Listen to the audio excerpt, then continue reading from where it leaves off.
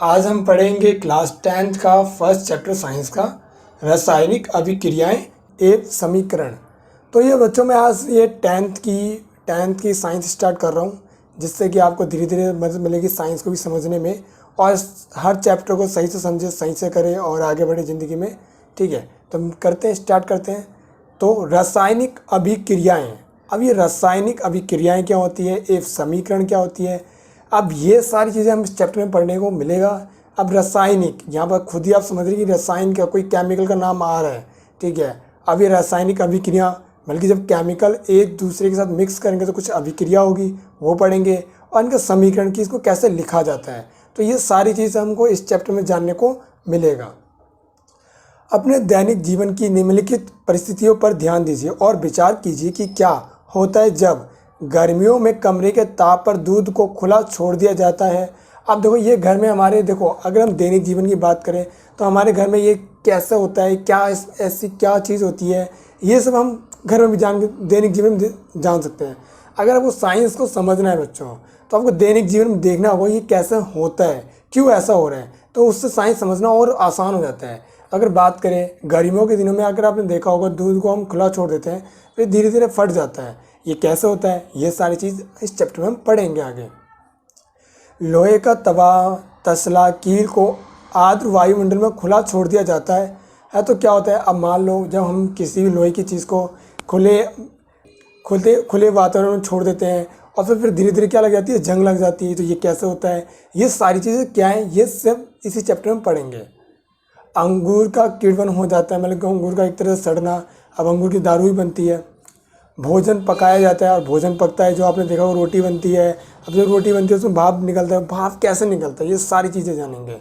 हमारा शरीर भोजन को पचा लेता है और हमारा शरीर भोजन को पचा लेता है, हम सांस लेते हैं। तो ये सारी चीज़ें एक तरह से कह सकते हैं केमिकल रिएक्शन की वजह से होती है, रासायनिक अभिक्रिया की वजह से होती है। इन सभी परिस्थितियों में प्रारंभिक वस्तु की प्रगति तथा पहचान कुछ ना कुछ बदल जाती है। और हम देखेंगे इन सारी परिस्थितियों में क्या होता है कि जो पहली जो चीज़ होती है वो बाद में बदल जाती है, उनकी प्रगति बदल जाती है, उनकी नेचर बदल जाता है उनका। अब मान लो जैसे लोहा है, मैंने वातावरण में छोड़ दिया तो धीरे धीरे उस पर क्या लग जाएगा, जंग लग जाएगा। तो देखो पहले कुछ और था, अब कुछ और हो गया। ऐसे ही अगर दूध को हम गर्मियों के दिनों में बाहर छोड़ देंगे तो पहले दूध है, मगर धीरे धीरे क्या हो जाएगा, फट जाएगा। तो वो उसकी प्रगति क्या हो जाएगी, चेंज हो जाएगी। पदार्थ के भौतिक तथा रासायनिक परिवर्तनों के बारे में हम पिछली कक्षाओं में पढ़ चुके हैं। अब देखो क्लास 9 में मैं पढ़ा चुका हूँ पहले ही आपको, भौतिक और रासायनिक परिवर्तन क्या होते हैं, फिजिकल और केमिकल चेंज क्या होते हैं। जब कोई रासायनिक परिवर्तन होता है तो हम कह सकते हैं कि एक रासायनिक अभिक्रिया हुई है।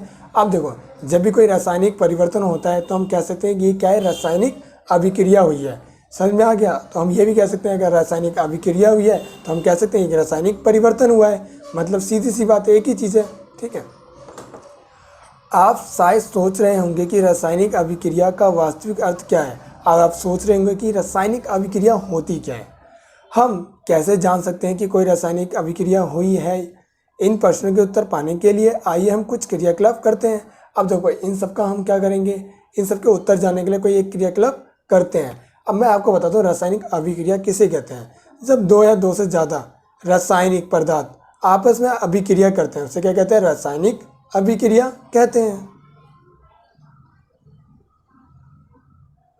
अब ये क्रियाकलाप पढ़ना बच्चों, मैं नहीं पढ़ रहा हूँ क्योंकि आराम से समझ जाएंगे। कोई भी दिक्कत तो कमेंट बॉक्स में लिख देना।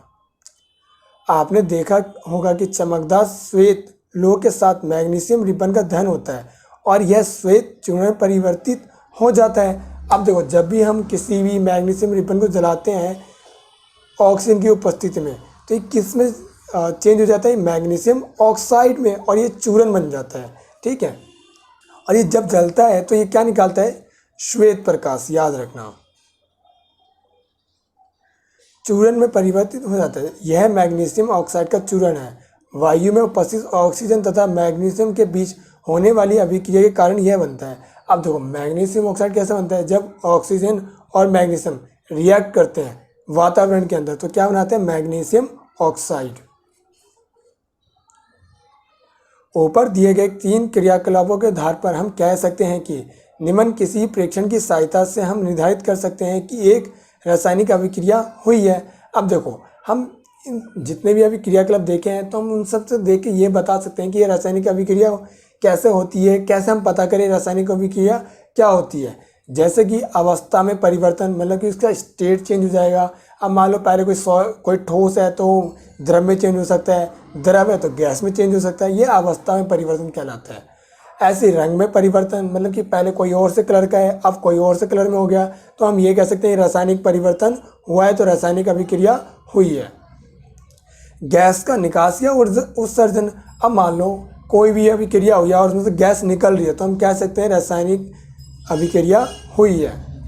और तापमान में परिवर्तन, तापमान मतलब कि सीधी टेम्परेचर में चेंज, अगर तापमान में परिवर्तन हो रहा है तो हम कह सकते हैं कि ये एक केमिकल रिएक्शन है।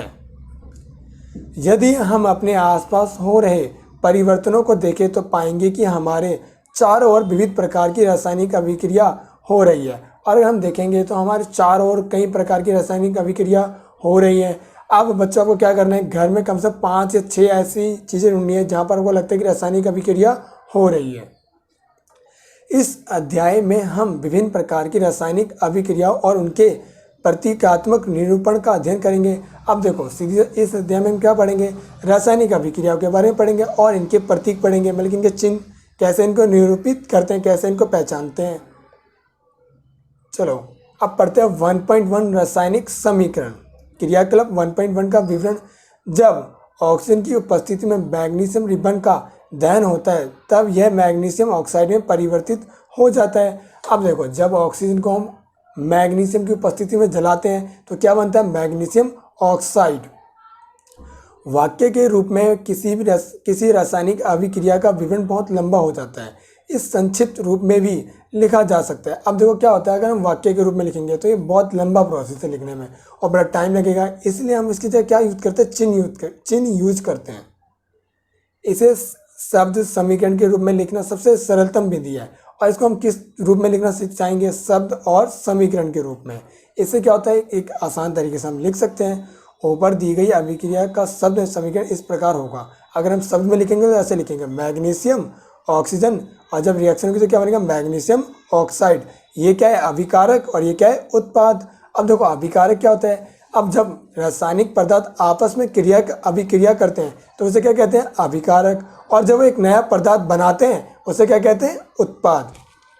तो बच्चों याद रखना, अभिक्रिया 1.1 में मैग्नीशियम तथा ऑक्सीजन ऐसे पदार्थ हैं जिनमें रासायनिक परिवर्तन होता है। अब देखोगे जो मैग्नीशियम तथा ऑक्सीजन ऐसे पदार्थ जिनमें रासायनिक परिवर्तन होता है, इन्हें अभिकारक कहते हैं।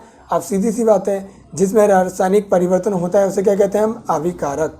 ठीक है, इस अभिक्रिया से एक नए पदार्थ मैग्नीशियम ऑक्साइड का निर्माण होता है, इसे उत्पाद कहते हैं। अब सीधी सी बात है, अब एक अभिक्रिया के दौरान जब एक नया पदार्थ बनता है उसे क्या कहते हैं हम, उत्पाद। शब्द समीकरण में अभिकारकों के उत्पाद में परिवर्तन को उनके मध्य एक तीर का निशान लगाकर दर्शाया जाता है। अब देखो सीधी सी बात है, एक यहाँ पर तीर लगाया जाता है किसी भी केमिकल को और प्रोडक्ट को दर्शाने के लिए। जैसे कि ये तीर है, ये तीर हमेशा प्रोडक्ट की तरफ होगा, हमेशा उत्पाद की तरफ। अभिकारकों के बीच का योग प्लस का चिन्ह लगाकर उन्हें बाई और LHS लिखा जाता है। अब देखो यहाँ प्लस का निशान होता है, ये देख लो ये प्लस का निशान है। अब यहाँ पर दो होते हैं, एक LHS और एक RHS। इसी प्रकार उत्पादों के बीच में योग प्लस का चिन्ह लगाकर उन्हें दाईं ओर RHS लिखा जाता है। और यहाँ पे जब लिखेंगे तो प्लस लगाकर हम लिख सकते हैं, और यहाँ पे हमेशा क्या होगा, उत्पाद, और यहाँ पे क्या होगा, हमेशा अभिकारक। मतलब LHS में क्या होगा, लेफ्ट हैंड साइड में क्या होगा, अभिकारक, और हमेशा RHS राइट हैंड साइड में क्या होगा, उत्पाद। तीर का सिरा उत्पाद की ओर होता है तथा यह अभिक्रिया होने की दिशा को दर्शाता है। और तीर हमेशा किसकी तरफ होगा, उत्पाद की तरफ, जो हमें यह बताता है कि अभिक्रिया हुई है। तो जो अगले वीडियो में हम ये पढ़ेंगे 1.1.1 रासायनिक समीकरण लिखना, ये समझेंगे अगली वीडियो में। मिलते हैं अगली वीडियो में। बाय बाय बच्चों।